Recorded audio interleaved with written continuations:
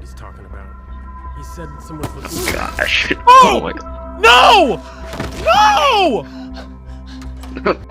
Poor Karen. Oh, man's elite. That's aura there, though. Look at that shot. Man, that's aura. That shot's incredible, but why? Oh no. That's why you don't go inside. Right. You don't realize there's a creepy dude. There's a crazy dude. And then why do you keep the doors open for, especially with this? Hi everyone, I'm the Idea Maker, and today I'm joined once again with For Real Hooper Knowledge as we dive right into Daredevil Born Again, Episode 2 of Season 1. How are you doing today, man? I'm doing just all right. It's an honor to be here again and looking forward to hearing your thoughts and, engaging opinions and all that. It's going to be a lot of fun. Alrighty, so usually on my channel, what I usually like to do is do a brief overview of what we last saw from the previous episode, just in case if there are those who haven't watched the first episode and they just want to give it a bit of a chance. So usually I do the overview. So since you're the guest, would you want to start off with the interview for us? Okay, let me see. I'm trying to remember what I break down. All right, for sure. First things first, bombshell. Oh, our favorite Foggy Bear is gone. Rest in peace. Fisk is running for mayor, and he actually won. Whoop-de-doo. And Matt left. Technically Karen left Matt, and then Matt left Karen, and now they just both left, and now Matt is with a new girl, and this guy can't stop catching girls, which, hey, you can't hate the play, hit the game. And then, and then Bullseye, Bullseye being Bullseye. So yeah, it's that type of stuff. And yeah, also new characters here and there. So yeah, it's a really interesting start so far. Absolutely. And especially with now that Bullseye was on trial and that he is getting life in prison with no parole, which honestly, thank God for that. And hopefully we have no other problems. But as we know, or for those of us who are Marvel insiders and that we're looking on social media, we know that Hush is going to be, or no, not Hush, Muse. Sorry, I'm thinking Batman for whatever reason, because I kind of think like Daredevil's kind of like the Batman of the MCU of some sort, without being like the billionaire type of thing. So I'm guessing that's what I'm thinking. Oh yeah, definitely. I feel the same way sometimes. Right. And so Muse is going to be our other villain this time, because we don't know if Bullseye is going to be like a big part of this. We know that Kingpin's going to be a big part of this. Vanessa Fisk is going to be a big part of this whole entire thing. But now Muse is going to be coming around, and then we're going to be getting White Tiger. And then, of course, we're getting Punisher, but that's going to be later on. So at this point, we're just hoping and guessing on what's going to be happening within episode 2. Without further ado, let's go ahead and dive right into Daredevil Born Again, Season 1, Episode 2, right now.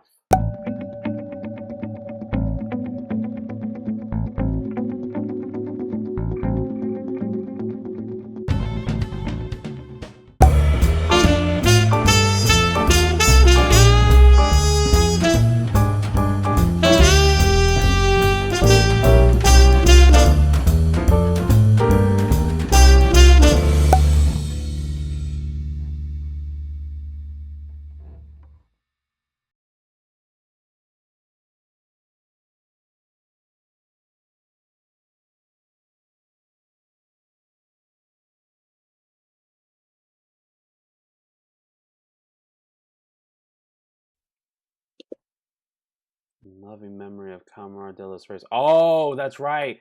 The actor for White Tiger passed away before this happened and before this got aired. Oh yeah, it's such a tragedy. It's like how one of the actors on Moon Knight passed away before the show got released too. Oh boy. Sir, let me touch up your eye. Touch up his eye? Why? We already could see that bulging vein on the side of his forehead. Are you kidding me? How are you gonna cover that up?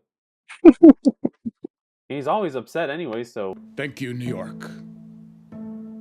Vanessa and I, we offer our deepest regards. It's humbling to be sitting here, speaking to you as mayor this evening.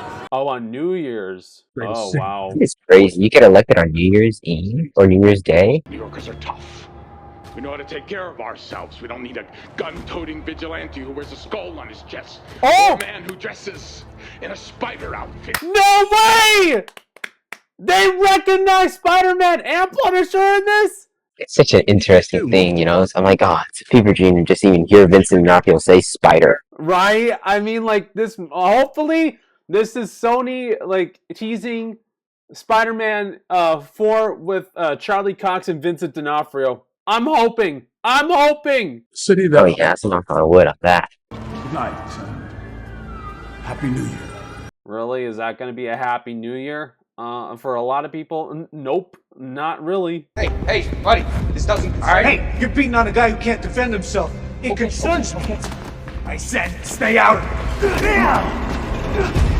This fool does me good.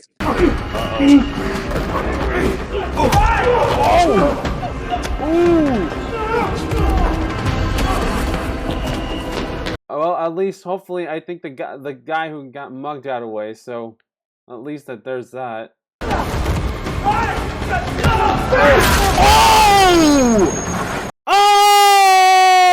Oh! Yikes! Ooh, that's brutal! NYPD! He's getting hit by a bus. That's how you die.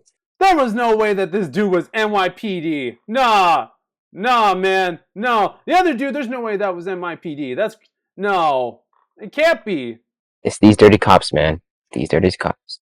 Yeah, the ones who were being bought out by Fisk, they're still running around. What do you think about this new intro? Yeah, I mean, like, whoever came up with this idea for the intro, I mean, they did such an incredible job. Like, I absolutely love this. It was funny because I was watching The Real Rejects and I was seeing how, I think for episode 1, when they were seeing how, like, with, like, the way how they were interpreting this was how it's funny how, like, with the intro from the Netflix series, we saw how, with everything, it was like the blood that was being poured through with all the bloodshed and everything in New York City. And like this is kind of supposed to be like a good restructuring. And like with the intro for Daredevil Born Again, it's a good restructuring as well as like, you know, things have to break down before they have to be rebuilt again. And like even with like how they have like Daredevil in red, like that's the blood over the city that's being shed while all these different problems are happening. Amen to that. Yeah. Daredevil? Haven't heard that name in a long time, man. And I don't miss him. He's a clown. You know, who needs him? It's more trouble than he's worth. Good riddance. Are the strong obligated to protect the weak? Yeah, they are, but they're kind of whiny about it. Yeah, the BB report. On the weak. I don't get some of these people. I mean, I kind of feel like those are like people who listen to the Daily Bugle way too much. Not to be a doubt. We haven't seen the Daily Bugle that much. We need to see more. After that, we who had knows if J.K. Simmons will come back as JJJ.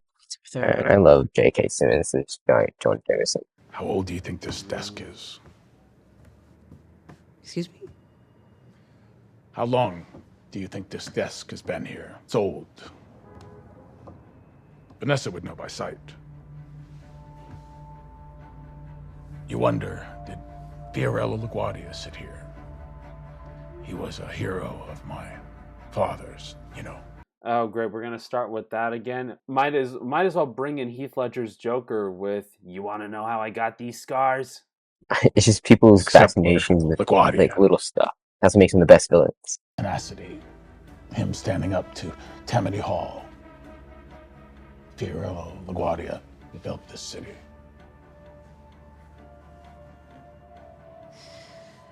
Sir.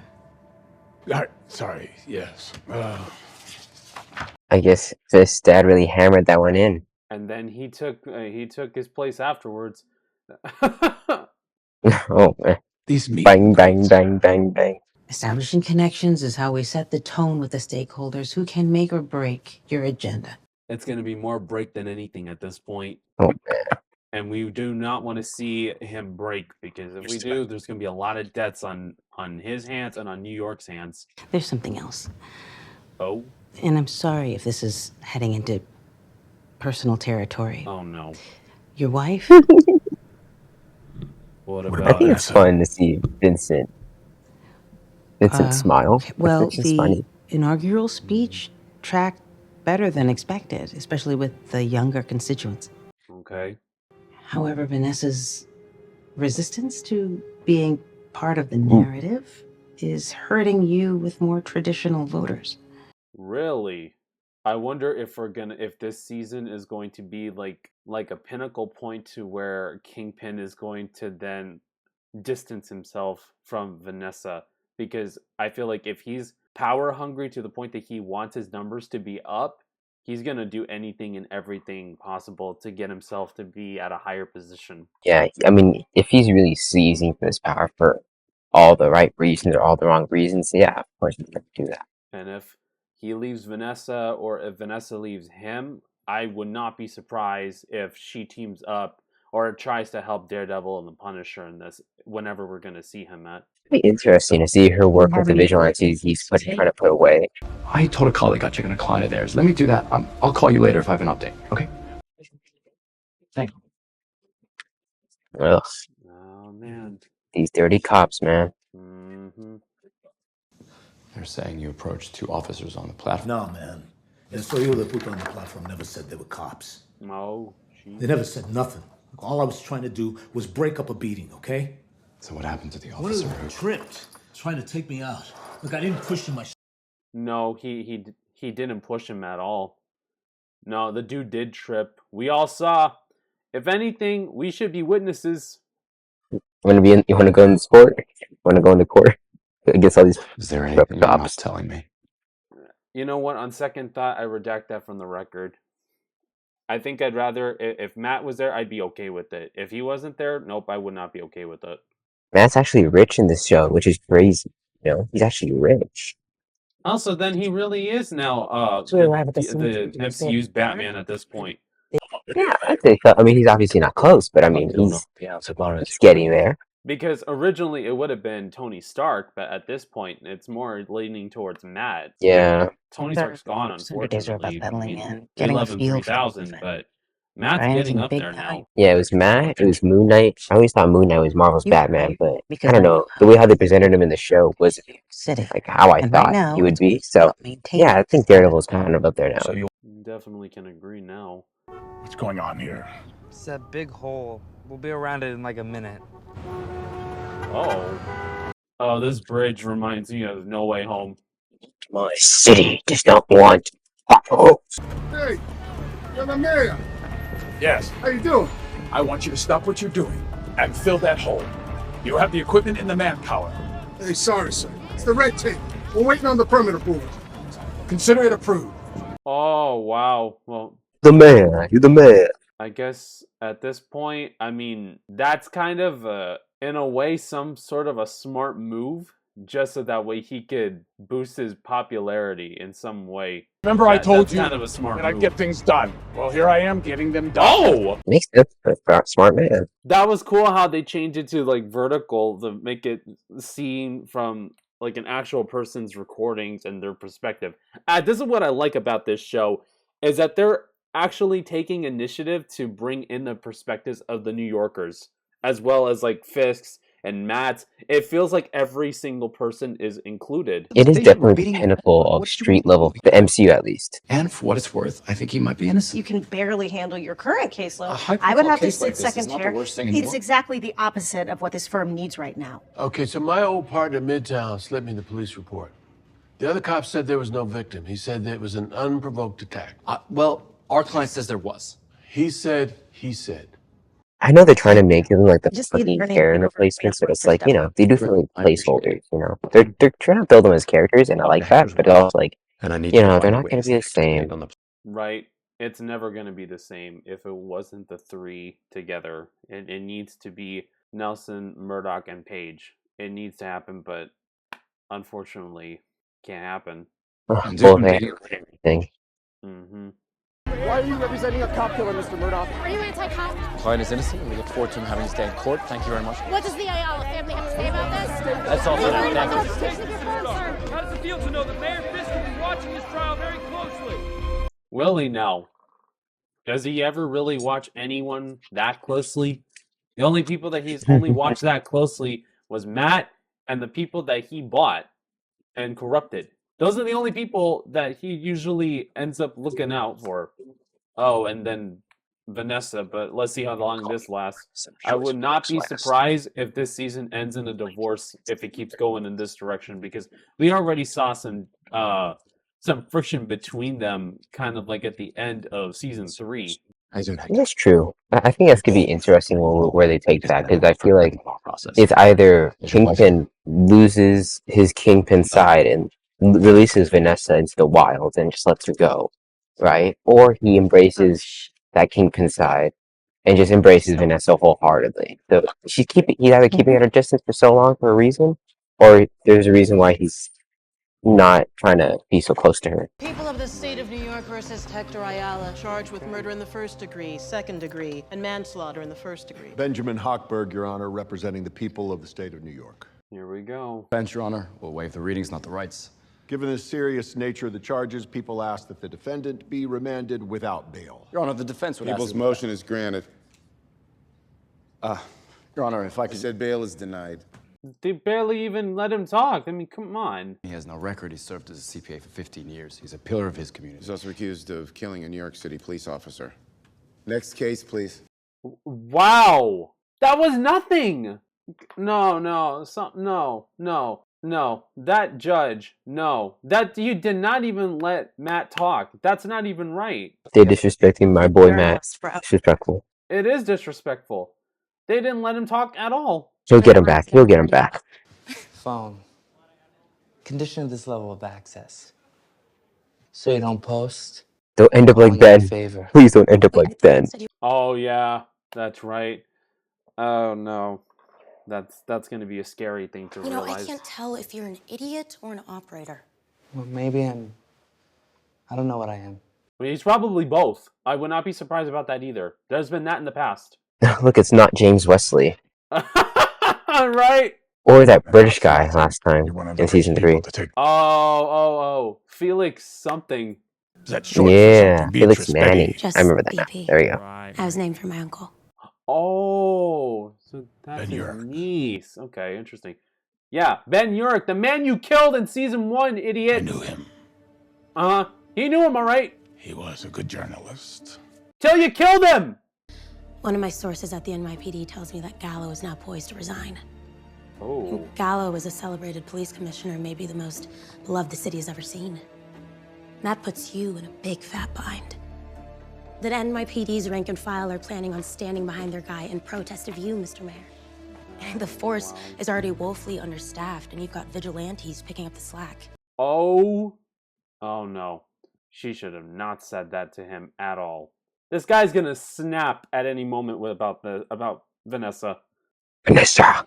He loves saying the word Vanessa. Vanessa. True. I have a feeling that this young woman is used to being underestimated. Mm-hmm. Yeah, we'll use that. Oh, as leverage. I love your work. Thank you. This guy has a mysterious aura to him. It's just suspect. Taking any new clients? I can always move things around. Here's my email. Oh, you're nice. At least she didn't turn him down. Yeah, people need help. Especially because that in almost every Marvel show, Could you? they're always Of course. like turning people down for whatever reason. Ugh. Oh, it's not James Wesley. I gotta go deal with this. Oh, I honestly thought that was J.K. Simmons for a second, and I'm like, wait a minute, we got a cameo, for a Spider-Man cameo in here, and I got so excited for a second. I'm like, oh wait, nope. Classy move, turning up to a police. It's so hilarious. If it was, that would have been awesome. Distract from the ceremony. It's Omni-Man versus Kingpin. Who'd have thunk? I did need to talk. That would have been so cool. I wonder how it feels for a guy like you to come to a place like this. Are you even capable of feeling guilt or remorse? Oh. Guilt. I didn't kill Officer Shanahan. Maybe not him, but plenty of others. True. It still makes no sense to me, this mayor thing. Mm-hmm. So you gave up your criminal empire for what? So you could have less money and less power? So you could kowtow to an Italian son of a bitch in a cemetery? Less power, more influence. True. We're gonna fix this issue. By getting you out. You know who Samuel Vance was? No, of course you don't. Mayor Vance was the mayor of New York in 1874. He served for 1 month. It is my personal mission to make sure that your term is shorter than his. No. That's right. I see right through you, Fisk. You're not a mayor who loves his city. You're a whiny kid. Oh! Who wants everyone to love him. A monster trying to rewrite his legacy. Once a thug, always a thug. Hey, you call him a thug? It's like See you around. it's crazy. Yikes! Oh no, Kingpin's going after him. I know that for sure. He's gonna make him face the car door. That's what he's gonna make him face. That car door. Yep. Another car door could come into place. That's gonna be crazy. Does my husband have a chance? An NYPD cop is dead. And anytime that happens, a big machine gets turned on to try to figure out what went wrong and to punish whoever killed the cop. No, Punisher. Hopefully we see him soon. I don't think it's the next episode, but I just feel like, who knows? Now, if I could just get Hector's seat for court. Okay, it's on the bed. I can get it together. No, you just stay on top. That's still so weird. Why would you let a stranger go into your house and go into your room? Just just walk him to the room. And it's so wide open too. Like, are you kidding me? Yeah, exactly. Like, where's your privacy, dude? It's so weird. And why do you not have your safety deposit box locked? Like, really? Why doesn't he have gloves? That's the real question. Like, he get fingerprinted and all that. And they're lawyers. That's another weird thing too. Right. Well, he's an investigator, but yeah, that's still weird, right? Because he should have gloves. He should. I mean, I don't know. I mean, like, it's weird. Things changed. Hector, he's not the man I married. Oh! There we go. I was hoping that we would see the suit in this one. So hoping. Belize I like. The jewel in the heart of the Caribbean basin. Salty.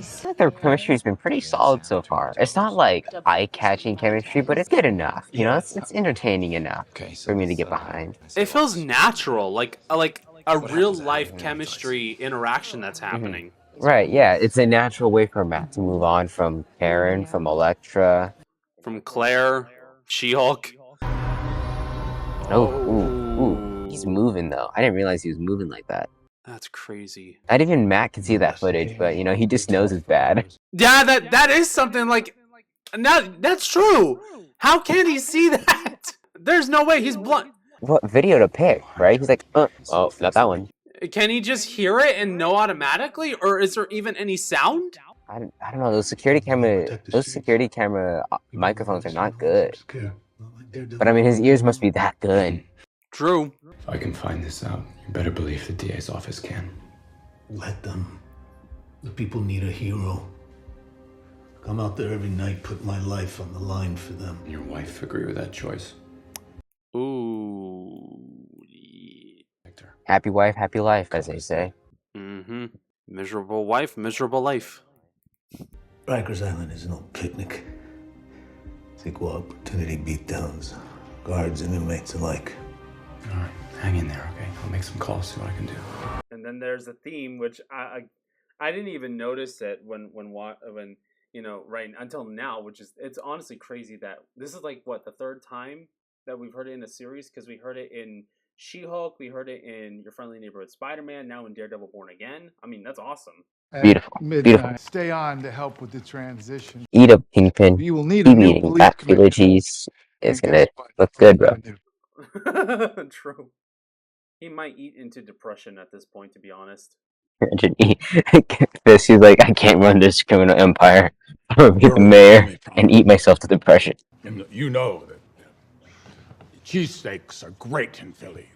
I've actually never had cheesesteaks before. We gotta grab one for you. I have some compromises to propose.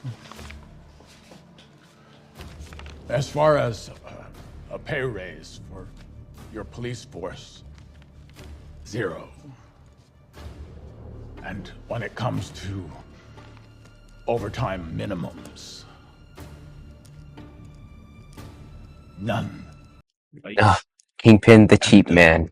Who else do we know currently that's cheap? Huh. Who So what do you is say, Cheap Commissioner? Man? Do we have a deal? Oh, who's to say? I'll stay.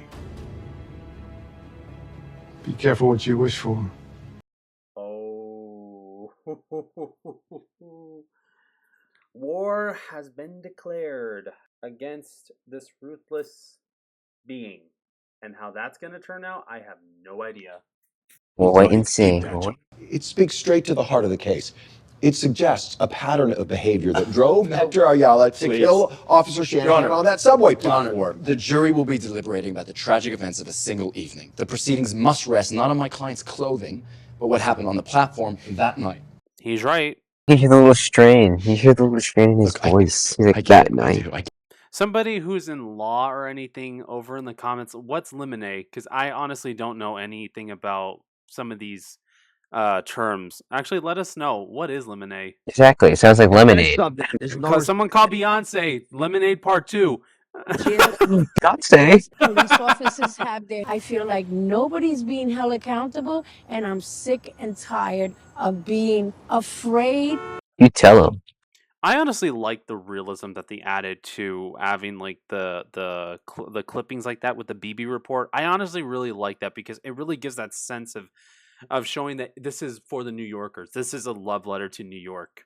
Exactly. And they filmed in New York. You know, this scene looks really familiar from the first season, actually. Oh yeah, it does.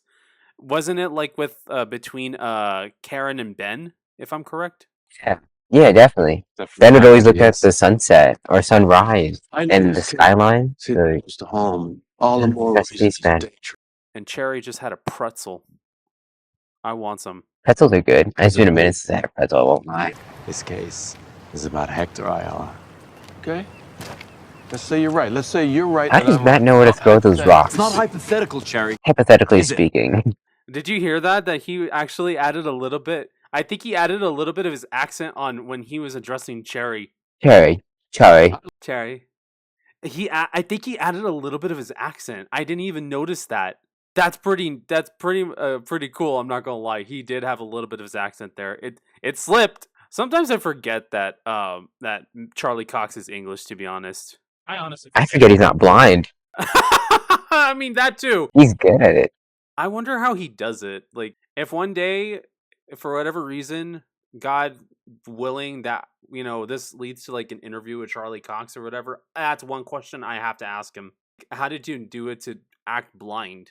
Yeah, that's what I want. I'd love to interview some of these guys, man. They have so much insight. Same. I would love to as well.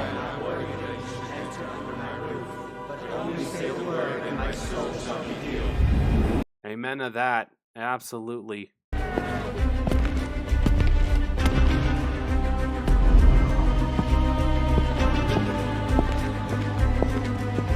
What I like in some of these shots is like how when he's hearing something, like you can see like the cloudiness around on the edges of the footage to kind of make it seem like that's what he's also seeing in his mind's eye. Mm-hmm. Yeah, I know. It's like focusing. It's just like a fine focus where everything blurs out and it's just him. It's just the noise. Whoa! It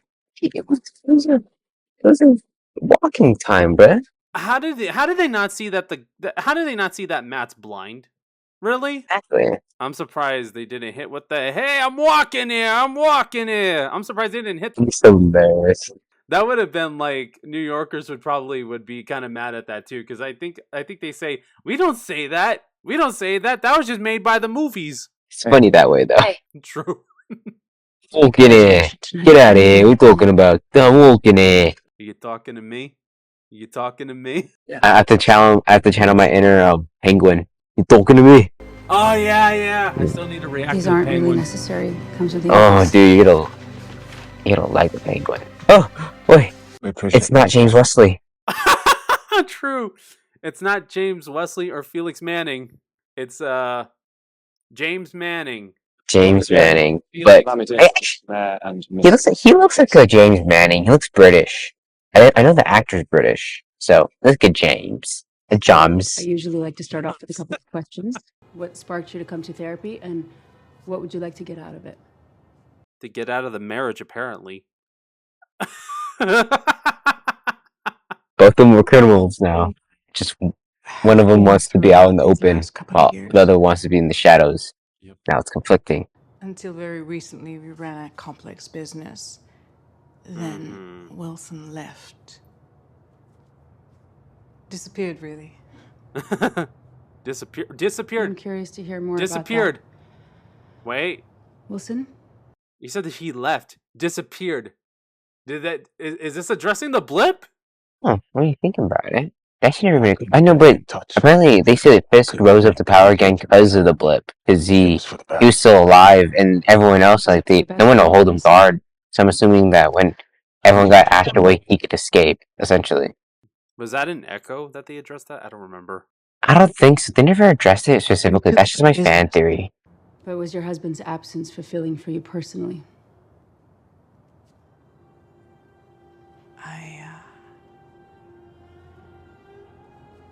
I was lonely. Poor Vanessa. Interesting. Then he returns, and I really don't know how I feel about This is that. why, with that alone, that's what makes me feel like maybe he did get blipped somehow. That would be interesting. 5 years without Kingpin, though. Yeah. I'm here because I don't want to lose my wife. You might, though. I don't doubt it, but you might. The journey to not lose his wife will inevitably lose his wife. That's just kind of how the way things go. Yeah. He's at 950 West 185th Street, apartment 30. Meet you out front. Call Cherry. Issue series. They call Jerry. It's so true. He just held the button down. Oh, but then iPhones can do that too, so. Who is it? My name is Matthew Murdoch. I'm a lawyer. I represent Hector Ayala, the man who saved you on the subway platform. It's funny how he just said Matthew Murdoch. Like, the other times he would say Matt. Exactly. The only person who ever called Matthew is Electra. Right. It's gotta be like a weird accent. I like it. You are the key witness in my defense of Hector Ayala. To be Oh, blunt, there's that theme you're again. the only person standing between him and consecutive life sentences. I can't, man. If I It really helps the intense tone. It does. I think, honestly, the Newton brothers have been doing an incredible job with reinventing the Daredevil theme. Just like how they reinvented the X-Men theme for X-Men 97, they're doing an incredible job at reinventing the Daredevil theme for Daredevil Born Again. I feel like X-Men 97 is still unmatched in terms of quality. Find you who's gonna get you safe. If you want to, we could do a dual reaction to Season 2 next year. Oof, man, I gotta rewatch season 1. But yeah, I'd be down, bro. Finish that. Uh-oh. Ooh, that's smirk. Get him cocky. That's smirk.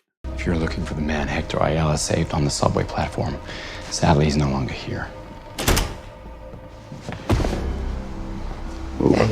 Grab a body strength. Get big. Get big. You want to test me? Oh! Oh, wait, that was a skull tattoo. And you notice the flags on it? On the skull? I don't know what that means. I don't like that either. Like, they really, if that's Punisher's skull, that they, oh! Also, a blind man's still crazy. It's like, you wouldn't hit a guy with glasses, you wouldn't hit a blind man. Oh, they're trying to massacre him. Exactly. Like, that's kind of... that would just be weird. Matt is gonna snap. He's gonna snap. I like how they're blending the Born Again theme and this theme. Ow! Oh! Oh! No!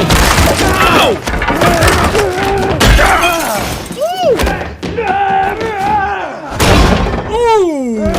Nice! That crazy face, man. Crazy face. Oh. Ooh, that snap! Oh! That crunch. Mm. Oh! That was the quickest thing I have seen. Oh! I love that little thing that they have there too with his glasses. It kind of reminds me a little bit of that one scene in one of the episodes of Your Friendly Neighborhood Spider-Man where it comes to him where it shows like that little reflection of the Spidey suit or whatever. Yeah, it's like I know that one. Doesn't it have like cracks in one of the scenes that makes it look like it's all spread out? Maybe? Let me see. I think I know what you're talking about. Let me see. Friendly Neighborhood Spider-Man. Or I'm thinking of something else or something Spider-Man related. I know that shot. I know that shot pretty well. I don't remember it having cracks, but maybe I know it's a reflection. Yeah, it just gave me Spider-Man vibes all of a sudden. It does go hard. It's the webs and the shatters. That's what really triggers it, right? And it's done pretty well. And I think that was the quickest brutal scene that I think I've ever seen in this series, honestly. Because the opening scene from episode 1 was like brutal, but that was like a brutal situation leading to a brutal one shot. But this was just a brutal quick shot. Yeah, no, it was just straight up like brutality. That was just violence. Don't worry, guys. You will not see any of the blood or any of that in the actual reaction because I have to make sure that it's family friendly. I don't want to go and break any of YouTube's rules, especially because that's not really how my channel is. But I think you might only just hear the background effects of it, just as a safety. So it won't be too noticeable or anything. Just letting you guys know. For those of you guys who are a little squeamish around blood or any type of violent content like that. So just letting you know. All right, so that was episode 2. So let's go ahead and dive right into the discussion right now. All right, so that was one heck of an episode, and let's go ahead and have for you to start off with the discussion, and for you to give your thoughts on it and what other things we could even discuss about before we end off the video. Okay, for sure. Thank you for letting me having the room. First things off, like it's a really methodical show. I really noticed that after rewatching this episode. It's really like it's slow when you watch it the first time. You want things to pick up, but when you're watching it again, you kind of pick up on the hints. And I feel like it's nice to see that these moments get a breathe, like that that scene with Vanessa and Fisk. Like you wouldn't get that, right? You wouldn't get that scene if they kept pacing it really quickly. So I'm glad that we got that kind of scene, you know? And it humanizes Fisk because it really makes that man, that monster, feel and look human. And I think that's really awesome. And Vanessa, it really humanized her perspective on it all. I still wonder what happened and what happened between that time jump that made her like become the kingpin or queenpin, you know? So it's that type of stuff is really good. They fleshed out a good amount of characters like Cherry. They fleshed out Cherry, Kirsten, um, those new characters, and BB Urich. That was the first. No, that's the second one. Yeah, it was the second episode. Yeah, no, that was good stuff. Yeah, I feel like it's definitely like the launching off point for this show. I feel like the episode 1 was more like that bridge between season 3 and this essentially, but this season technically starts with this episode. So yeah, that's how I feel about it so far. Yeah, and I honestly could agree with that because maybe that's why they did the 2 episode premiere when they first started out with Daredevil Born Again, because I feel like this really is like a bridge. Like the first episode really was a bridge, and then it also goes to, in a way, reintroduce the characters and reintroduce a part of their lives that we missed. And then with this one, it kind of feels like the so-called true beginning to Daredevil Born Again into the actual series.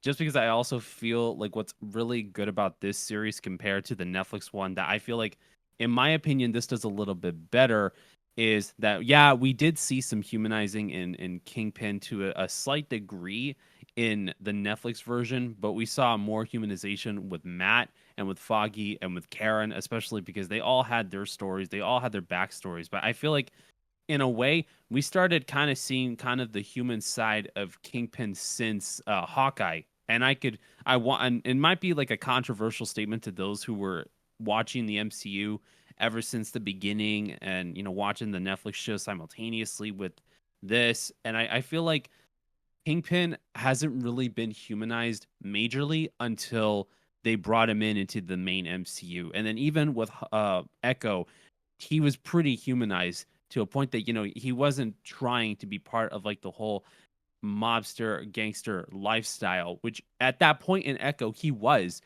doing underground work. Same thing in Hawkeye. It was underground work. But this one, it's like such a good deep jumping off point to the point where it's like, you want to be able to have a character that you want to love, but you want to hate at the exact same time. And I feel like with Kingpin, they're doing this pretty excellent balance between that he's some sort of of a person that he wants to get rid of the past, but he can't because it's always with him. And it's the same thing with Matt. Like he wants to get rid of Daredevil. He wants to get rid of him as best as he can, but in the end, everybody's going to remember him, or the people who knew him, at that as Daredevil. They're going to still immortalize that in their minds and think, how could you try to make your way past all of that if you're going to keep going on the same exact way over and over and over? And if you have those impulses, there's no way that you could be able to turn, away from your old lifestyle. And if I could get a little bit onto the point where I want to safely get into some even Christian themes about it, it's kind of like how when you're going to the point where people think that you are still the same person, even when you've accepted Christ in your heart, when you've, turned away from everything, that's the unfortunate thing about us as human beings, is that, you know, we are we're so used to looking at people that the old way as before, because as us as human beings, we're so used to sticking into one place where we don't like to get out of our comfort zones and into something else. And I feel like with, even though that there's this point where, God comes in and he goes, and as soon as you accept him into your heart and you believe that he was your Lord and Savior, and when you believe that he died for your sins and shed his blood on the cross for you, there's a lot of people that they don't believe that that's the way to actually, reach salvation and to reach a brand new life. And then, when it comes to those who don't believe in Christianity, and I respect those who don't, and who believe in any other form of religion of some sort, it's like you want to prove to the point that you want to show that you're moved on from the past. But the thing is that it's like a stain that's always there. And and honestly, that just triggered a memory for me at the end of season 3, where Matt was talking to his mother, he remembers that Father Latham told him about how it's like, life is like the tapestry, but we're seeing it on the backside of the tapestry, where we see the ends of the tapestry. We're seeing the loose threads, we're seeing the dirty parts of it, but we're not seeing the front part of it, because God's the only one that's looking at the front, and we're still looking at the back of it, and we're seeing the insecurities and the impurities of it all. But when we look at the front and we start aligning our vision with God's vision, once we start really getting to know him, that's when we could start understanding who he is to what point.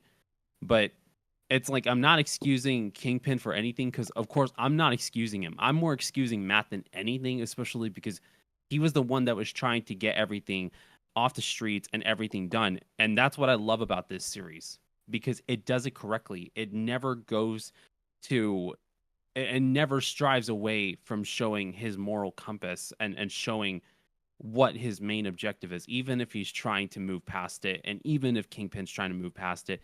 They do such a great job on bringing that balance to both of these characters.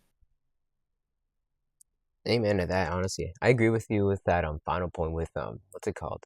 With that point with how they said with life is like a beautiful tapestry, like it's all, rugged threads, but, God, no, no, God's plan is like a beautiful tapestry, It's all with that rugged threads and all that, but we only see it from the back, where all that messiness is. Right, exactly. And then the other thing too that I want to dive into this really quick is that I also want to give a huge shout out to the cinematographers on this series, because from what I've been seeing, this has been one of the best, if not the best, live action series so far on Disney Plus, just because I love the experimentation that they're going with. And it just feels like Loki season 2, as we're getting um Aaron Benson and Justin Moorhead again. And they did such an incredible job at taking Loki season 1 and adding more to Loki's story, and then turning season 2 like if it was an entirely different show. And I love how they do it with this series, where they go and they play around and they experiment with cinematography, with the tone, with the stylization of, not only just wanting to make it a show about Daredevil and also about Kingpin. And honestly, I feel like this series does so good when it comes to just reiterizing and reutilizing and reiterating the fact that this is not just Matt's story. This is also Kingpin's story. And I feel like Born Again is such a good play on words because I know that it's a comic adaptation. Like this is definitely a comic story, but it's such a great thing to see that it's such a great parallelism between Matt and Wilson because of the fact that both of them are trying to be born again, as trying to be civilians, as trying to move past in their lives. Matt's trying to be a lawyer, and then Wilson's trying to be a mayor, the mayor of New York City. But the thing is that as a Christian, it's like once we are there and we're trying to be born again, it's like we also have to resist the temptations of slipping back into our old ways so that way we can feel like we're actually moving closer to where we were before. And that's what I love about this. They actually do such a great job with giving that metaphor throughout this whole entire series so far, even if it's only just these 2 episodes. The religious aspects might not be as prominently there as it was in the Netflix series, but it's honestly something you can feel throughout the whole entire thing. And that's what I think gives it more of such a dramatic and gravitational pull to loving Matt, but also even loving Kingpin to some weird degree. Yeah, I agree with that. Honestly, I think the way how you put it, it's like born again, right? It comes off with a very religious undertone or overtone. I don't know how you can say that thing, but honestly, I feel like this show has basically become a reinvention of these characters. They're kind of spinning the wheel and trying to do something else. Like these characters are basically in like a midlife crisis, sort of. Kingpin's trying to reinvent himself when he's like what he knows what he is, but he's trying to change himself up even after he knows the fact that he's good at what he does and he's good at what he does, right? So why change that up? So he's gonna keep falling back to his old ways because that's all he knows sometimes, right? Same thing for Matt, like Matt is trying to be civil and all that, but he's also trying to like trying to also stray away from the violence because that's the violence that took his friend. So that's why he's trying to stray away from that, but also he can't help but go back to it because that's what he knows too. That's rooted in his veins, right? So I feel like the word "born again" literally quite means that like you have to try changing yourself, become a new person, even when there's the roots of yourself, of the old self, dragging you back down to who you were. And honestly, that's so great to look at because that's literally how us as even from both of the Christian and the non-Christian lifestyles, it's literally the same translation. Just of the fact that we both see that born again is just being a reinvention of some person's self, other characteristics, and just trying to move past the old ways and move into the new ways and segue into there. And it's such a great thing to be able to compare to the point where it's like, our thoughts and what God's thoughts are pretty much aligned at about the same place. And while there's some that don't believe in a higher being that's over watching over us and has a plan for all of us, there is that same ground level where it's like it's right there to the point that we just don't realize it, but it's like right in that middle and in that common ground where we find that everything that what we think is exactly what God thinks. And while us as people, we love to think about diving into the old ways and we're trying to get into the new ways. That's the great thing about this because that there's shows like Daredevil Born Again, especially for those that they don't feel like if anything could speak to them. This is something that I think could speak to people. I mean, they're in one way or another because people could take this either the right way or the wrong way depending on what their views are on society and on the world and on recent events. But I mean, I think if you're looking at it from Matt's perspective, I think you could, see this as some form of rehabilitation to somebody's inner soul, to their lifestyle, to their being. But then if you're looking at it from Kingpin's, you're seeing more of like this aspect of like they're trying to, but they just can't do so. Like he wants to, but the problem is that he's letting the things that love him the most keep on tethering him down, like Vanessa and thinking about like the separation that they had. And I want to touch up on that separation because I feel like if you said and if you mentioned that this series takes place after Agatha all along, according to Disney Plus's MCU timeline, I think maybe I have a theory as to why he was gone for so long. If they address up on this, I'm assuming because we also have to consider the 5-year gap of the blip. Maybe he got blipped and we just don't know it. I'm surprised they haven't even covered that. Honestly, I'm surprised. Like, wow, they haven't. The fact that we haven't seen like where they've been right during that Phase 4 like Endgame era, right? I wish we saw that. See Matt's perspective on the blip and all that. But maybe that could be something else, like a little special or something. I don't know. It'd be cool, but that's just here and there. This is for the sake of the story and the story alone. And yeah, I feel like so far I feel like it's been really focused, right? There's gonna be a lot of moving plot threads for sure, but it's gonna be focused in this tone and the feeling of New York. And I feel like New York in general, right? This has really made it a character, the community of New York City. It's bigger than Hell's Kitchen now. It's just New York City. And I feel like even when like in what's it called in season 3 when it was at its biggest scope, it still was really focused on Hell's Kitchen. Now it's just in New York in general, which is a far more interesting scale to explore for Matt. And yeah, I mean, at least Matt can swing with like his ropes now, so that'd be cool. Yeah, and it just gives such great character growth into seeing that, despite him losing Foggy and then even losing Karen, not in a physical sense, but just in like that emotional and that emotional sense, at least that now, he can navigate his way throughout all of New York at this point, because especially as we saw that Matt was also representing Spider-Man as his lawyer in No Way Home, and then I know that they're not going to touch up on She-Hulk, which it would be pretty interesting if they do, but I mean at this point, like I'm wondering too if they're really gonna like show like how much like he's grown, and maybe we'll get to like a point where they're gonna tie it into the last scene of season 3's finale, like when they had Foggy and Karen and Matt all together, and maybe they're gonna tie that into the future, like into like the ending of a future episode or something like that, or they're I don't know, like but at least that they should tie it into something, just because I think that it would also give a good closure to just figuring out what's going on. I mean, I know this is definitely Matt and Kingpin's story. It's like a dual story going on, but I do feel like as the fans, as us as the fans, I think we do deserve on seeing at least that little part to see what happened within that time.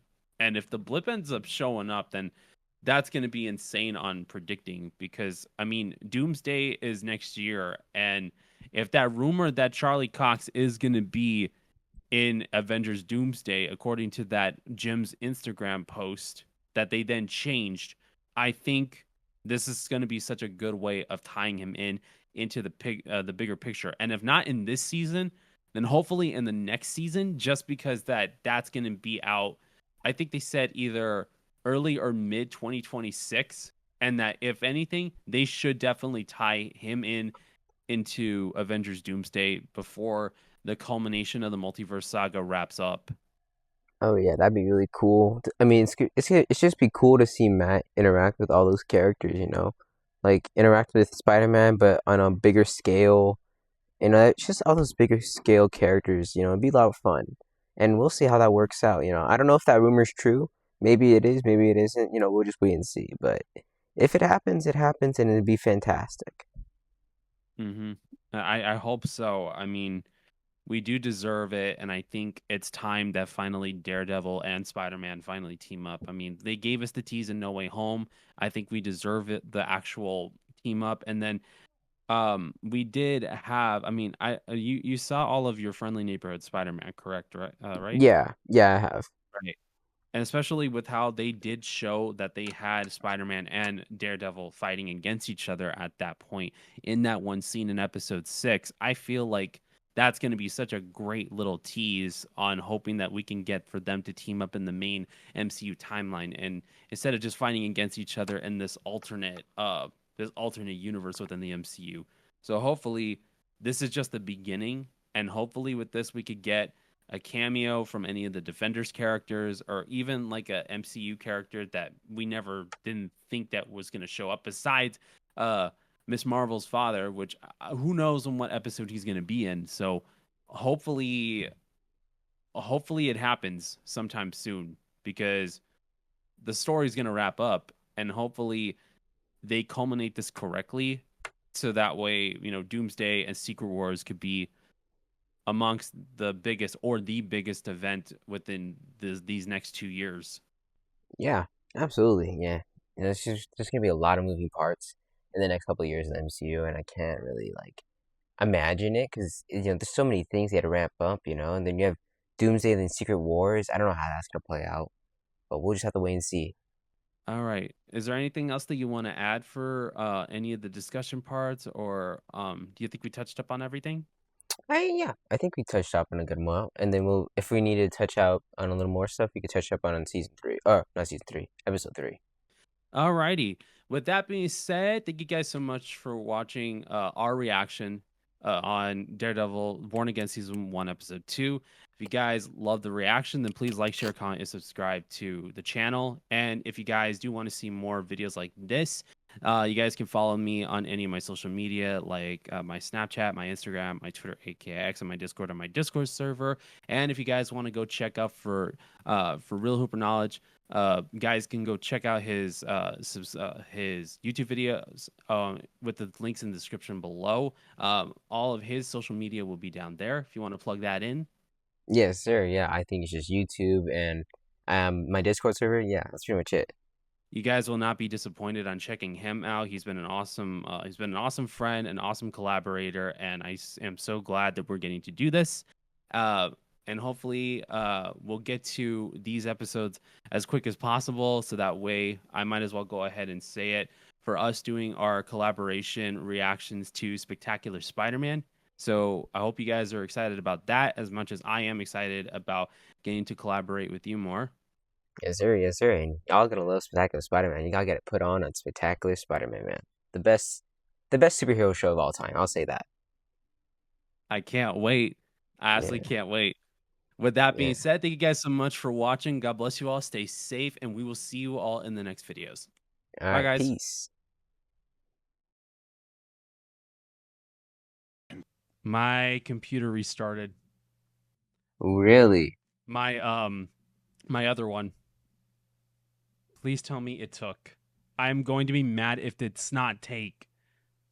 You saying like the footage didn't like if it restarted, that means the footage wouldn't have recorded or would stop recording? Sometimes some of it stays. Some of it stays. I'm gonna find out. It's my Mac, not this one. Not because I'm the one that I'm recording on for this is the PC. The one from my actual camera, like for my avatar, that's for my Mac. Oh, so your avatar kind of probably like stopped. Yeah, it shut down completely. Oh dang! Yeah, I just saw your avatar just leave, just disappeared. Yeah, that's what it is. And this is the one that I was telling you. This is an old one. Oof. This is the 2015 one. Did it restart because of like because it needed to for like maintenance reasons, or is it because it's older? It just restarted. Sometimes it'll just restart for whatever reason, but luckily it didn't restart because of like a maintenance thing, because I'm already up to date with all of the software and everything, and it's not even going to take any more Mac OS updates from here on out. It's that old. Dang, bro, that's tough. That is definitely tough. I just pray to God some of it's stuck. Oh, so you have to record your part. Yeah. The thing is, how far did we get anyway? Let me see, how far did we get? Like 5 minutes. Not bad. Not bad at all. Not bad. It took the audio. Yeah. It's better that it happened now than it happened like what 30 minutes in, because then what? Then you just lose everything, right? And we just had 30 minutes of it. Yeah. I don't know if because this thing is like restarting on its own. So if oh wait, now it's starting to load up the right way. Oh, thank God. Phew. This thing does boot up slow, so that's another thing. I'm like, oh, jeez. Come on, man. It's like, don't do this to me now. Yeah, it said restarted because of a problem.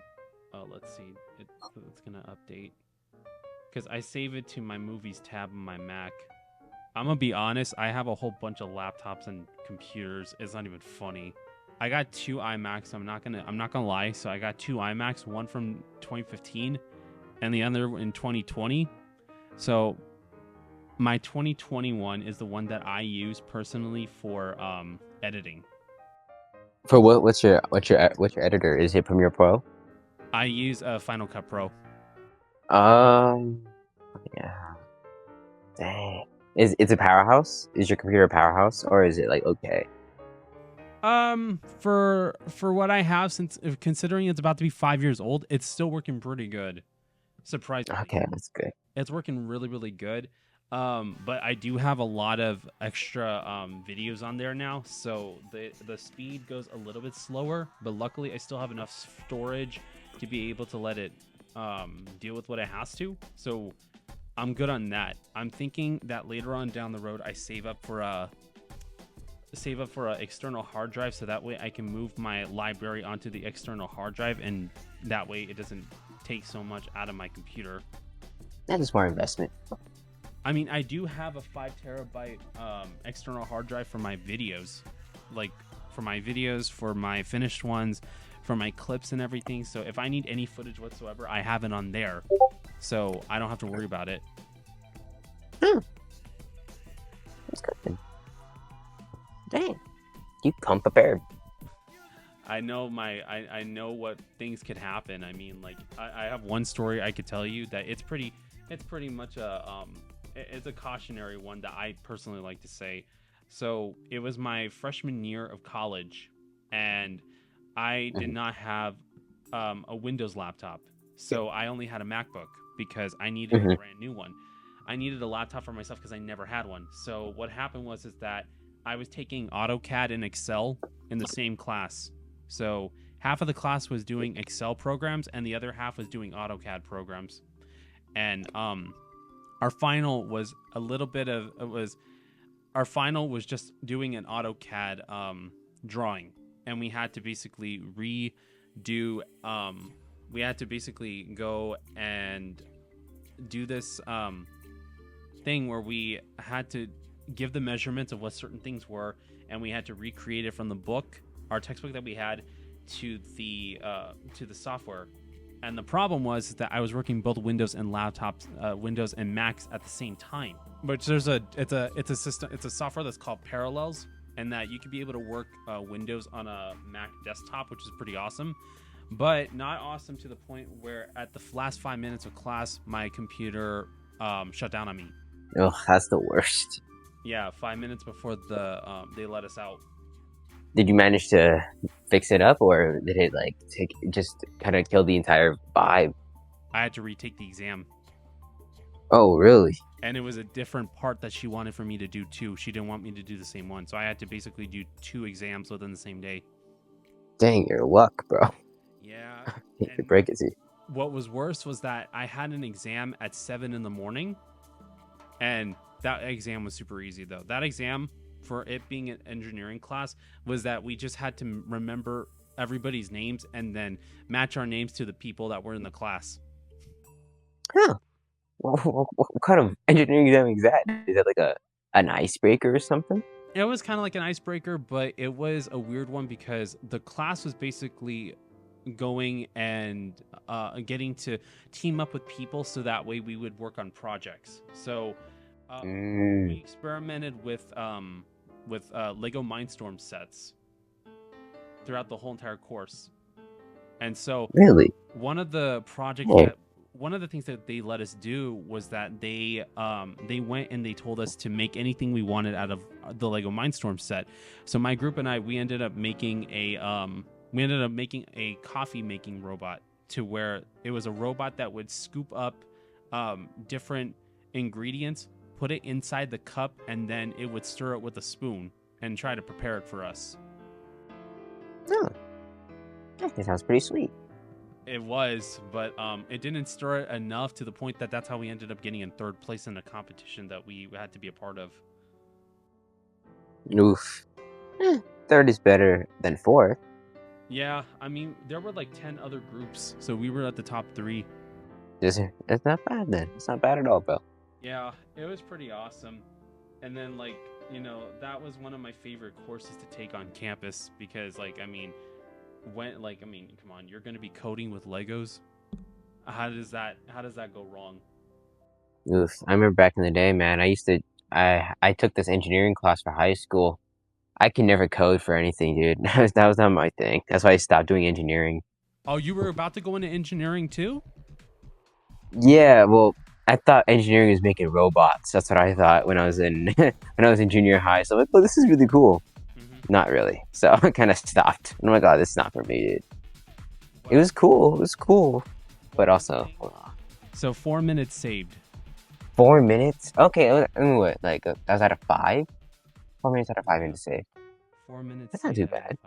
So I'd say because we did the last thing that picked up was miserable life, miserable wife. Okay, that's good. That's good then.